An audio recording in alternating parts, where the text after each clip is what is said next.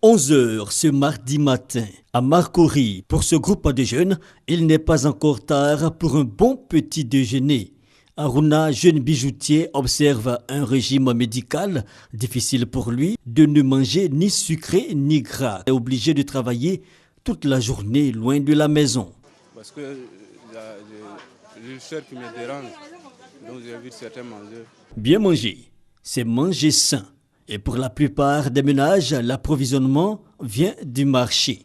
Un lieu où la conservation et les conditions de vente laissent souvent à désirer. Ne pas avoir la possibilité de manger convenablement, de nombreux consommateurs y sont confrontés. On ne tient pas compte de ce qu'on mange, on travaille. Souvent à cause des clients, on laisse quelques temps pour manger. La nourriture qui est juste près de nous, c'est là on prend.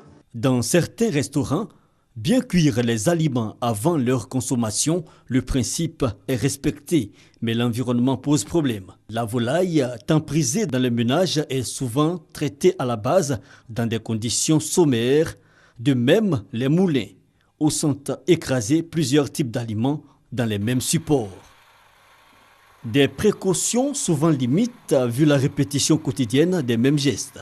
De quoi laisser les consommateurs quelque peu désabusés. La qualité, ça dépend de ton moyen. Ce que tu peux payer, tu payes.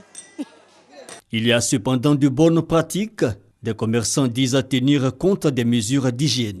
Comme ici sur le marché, il faut être prudent à cause des saletés, les mauvaises maladies, les bolas. Donc, je suis propre, je fais mon manger. La santé passe par une bonne alimentation, c'est connu. Mais il faut maintenir l'effort de sensibilisation. Déjà, il faut savoir que pour pouvoir bien manger, il faudrait être dans des bonnes conditions.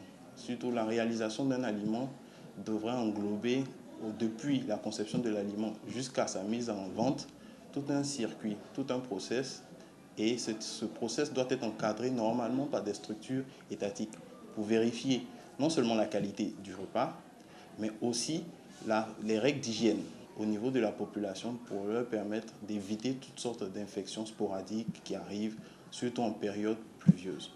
La période pluvieuse est une période à risque parfois.